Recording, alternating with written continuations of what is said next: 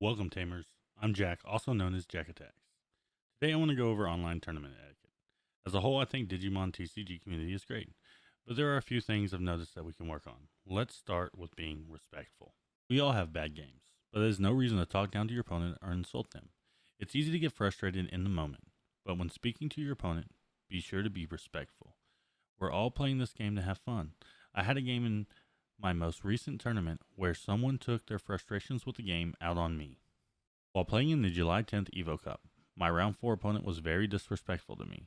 The match had concluded with me winning 2-1. I was attempting to tell my opponent good luck in his future matchups, while he proceeded to tell me my deck was bad, as well as the people I test with are bad, and I only won because of variance, and he hoped the rest of my matches went the way his match just did. I get it. Losing, especially when you feel favored in a matchup, is tough. We've all done it, but don't take it out on your opponent. This is unacceptable behavior, and neither your opponent nor you should act in this manner. If brought to a judge or tournament organizer's attention, there could be consequences such as a taunt or inappropriate behavior penalty. Taunt or inappropriate behavior is an infraction in which a player or players have behaved in an inappropriate way or taunts their opponent or other attendees at an event. Penalties could include a warning up to disqualification. This can include bullying and any other form of behavior which may belittle another person present at the event. Examples: a player makes an indefensible, rude comment or gesture to an opponent. A player asks for a penalty to be issued against their opponent. A player trashes the play area after losing. A player does not comply when the event staff tells them to leave the play area. A player makes a remark that could be seen as unpleasant to another player or judge. A player repeatedly carries out an action that is perceived negative by their opponent even after being requested to stop. It is okay to be frustrated and even upset that you lost. The great thing about having a friend group is you can go vent to them and cool off. Save it for then. It is also your responsibility as a player to report so-called actions to a judge. Now I want to briefly go over the different classifications of infractions. A link will be provided in the description below for official tournament rules. Cautions. A caution is the lowest level of penalty that can be issued to a player. These type of penalties are designed to let a player know that they have made an error and to help correct their gameplay for the future. Typically, minimal effect on the game state may have occurred, which can be easily fixed. Cautions are issued on the spot and are recorded per player. If a player repeats the same infraction, the caution penalty can be upgraded to a warning. A caution is the lowest level and just ensures the game state is correct. Warnings. A warning can be issued where an obvious error has occurred that has resulted in an outcome which is favorable for a player based on the game state, or the game state may not be able to be repaired fully to the same extent if the infraction did not occur. Warnings may also be issued for actions that impede the running of an event. This can also be used as the next step for a continued infraction of the same nature, which may be of a lesser consequence to the overall gameplay. If a player repeats the same infraction, the warning penalty can be upgraded to a game loss, match loss, or disqualifications. Warnings should be taken more serious as something has occurred that could change the game state in an improper way. Game loss. A game loss is a higher form of a penalty indicating that a major error in gameplay has occurred, or the regulations of the event have not been met, which has resulted typically in an unfair advantage for one player, or caused a direct detriment to another player. If the player is currently between games or matches, the player loses the next game they were assigned to play.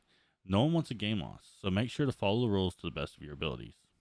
Match loss. A match loss penalty should be reserved for the most extreme cases where the game has reached a state where no repair can be made, and the opposing player is at a severe disadvantage based on the error made.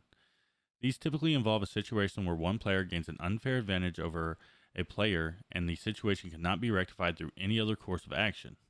A player issued a match loss loses the current match. If the player is currently between matches, the player loses the next match they were assigned to play. If the player is in a match they are clearly about to lose, the judge may choose to apply the match loss penalty to the player's next match. Let's be honest, if you've received a match loss, you are doing something wrong. Disqualification. A disqualification is one of the most extreme forms of penalties that can be issued, and should be reserved for instances where the tournament integrity as a whole has been affected by the actions of the player and or major examples of unsportsmanlike conduct. Players who receive these penalties are issued a match loss for the current round, if in play, and dropped from the remainder of the tournament with no prize reward to be issued. Players who receive a disqualification are recorded for future reference and reported to Bandai. Suspensions. A suspension is a penalty issued to players who have seriously damaged the integrity of an event or events, or may have received multiple higher level penalties over a number of events that indicate the behavior has not changed. Suspensions can be issued not only against current players but all participants in an event. Persons who receive a suspension are recorded for future reference. A person issued a suspension loses their current match if applicable, and is immediately removed from the event with no prizes or rewards to be issued.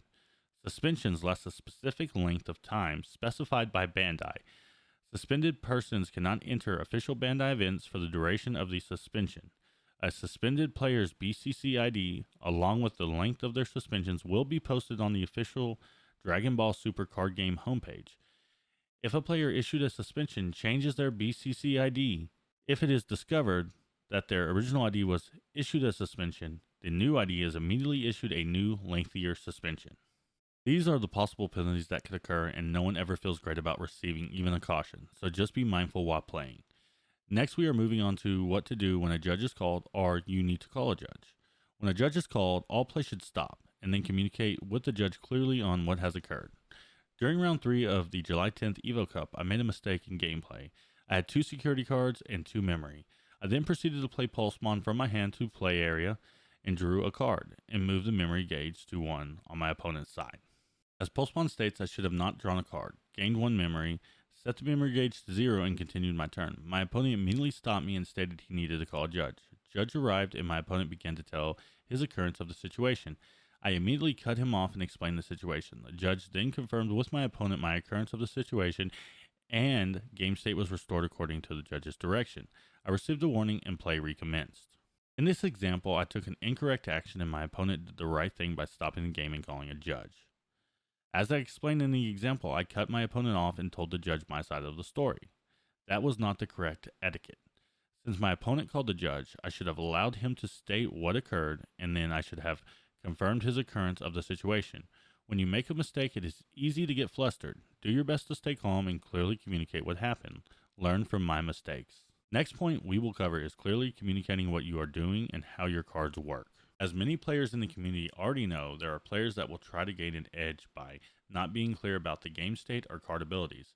Since it is nearly impossible to read the text on an opponent's card when playing in a webcam format, you depend on your opponent to be honest with you. If there is ever any question, call a judge. In the second round of the July 10th Evo Cup, my opponent playing a Black Blockers deck decided to withhold information from me. My opponent had Digivolved into Blastmon, and Final Zubagon punched it, and it had a promo Sun Arizona under it, giving Blastmon a security attack +3. He slung with the Blastmon at my security. Before anything happened, I asked my opponent to read the Blastmon card to me. He proceeded to read the security attack +1 and stopped. I did not have a blocker in place, so we went to security checks. I ended up losing the match 0-2. Later upon, while reviewing the video during editing, I decided to look Blastmon up and discovered the when attacking trigger, basically stating an opponent can redirect Blastmon's attack to any Digimon by tapping it. As I just explained, my opponent clearly did not state all of Blastmon's abilities when asked to read the card fully. The correct thing for me to do would have been to call a judge for clarification on Blastmon's abilities. You always have the ability to pull the card up on DigimonCard.dev, which I did not do. But this is time consuming and can be hard to do in the middle of a match. Just be honest. This is a pretty sensitive subject in the community right now, as many tournaments have a zero tolerance policy towards this type of behavior, and if caught doing this, it will more than likely be treated as cheating. Penalties range from disqualification all the way up to suspension. The last topic I want to cover in today's video is eating. Yes, eating. As tournaments go on, everyone understands that you will get hungry, and that's fine. But crunching loudly into your opponent's ear? Well, that's not okay. There's a mute button you can click while eating. If you absolutely must, but since this can affect the pace of play, I would suggest trying to eat in between rounds. If you absolutely have to, do your opponent a favor and click the mute button before you grub down. It's a simple fix, but can improve player experience. With all that being said, welcome new players, be helpful and polite. Thank you for watching this video. If you enjoyed this content, make sure to leave a thumbs up and subscribe. If you agree, disagree, or feel like I missed anything, please leave a comment below. Thank you, Tamers, for your time. I'm done here, and I gotta go.